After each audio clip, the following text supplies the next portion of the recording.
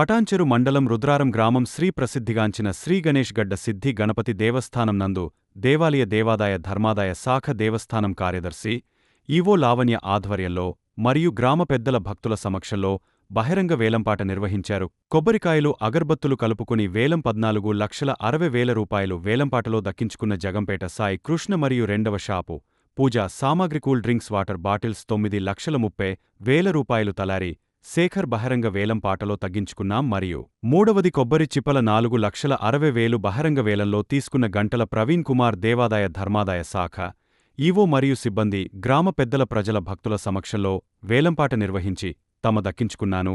ఈ కార్యక్రమంలో దేవస్థానం ఈవో లావణ్య, ఆలయ సిబ్బంది, అర్చకులు, గ్రామ పెద్దలు, భక్తులు, మహిళలు తదితరులు దేవాలయంలో బహిరంగ టెండర్లకు సంబంధించి పూజా సామాగ్రి, కొబ్బరికాయలు, ఇతర సామాగ్రికి సంబంధించి బహిరంగ వేలం నిర్వహించడం జరిగింది.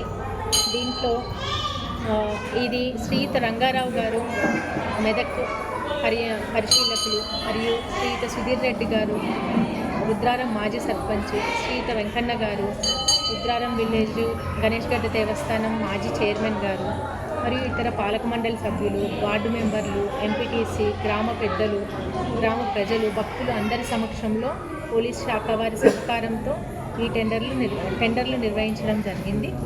ఇందులో కొబ్బరికాయలకు సంబంధించి గత సంవత్సరం 14,06,000 గాను ఈ సంవత్సరం 14,60,000 జంగంపేట కృష్ణ గారి పేరున టెండర్ రావడం జరిగింది.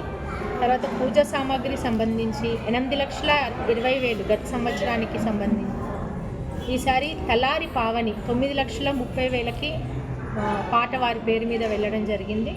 తర్వాత కొబ్బరి చిప్పలు గత సంవత్సరం 3 లక్షలుగా ఉన్నది, ఈసారి గంటల ప్రవీణ్ కుమార్ పేరున 4,65,000కి టెండర్ వెళ్ళడం జరిగింది.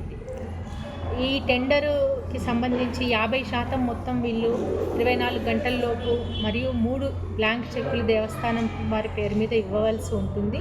24 గంటల్లో వీరి అమౌంట్ కనుక డిపాజిట్ చేయనట్టయితే వారి షెడ్యూల్ ధరని జప్తు చేసి వారి టెండర్ క్యాన్సిల్ చేయబడుతుంది.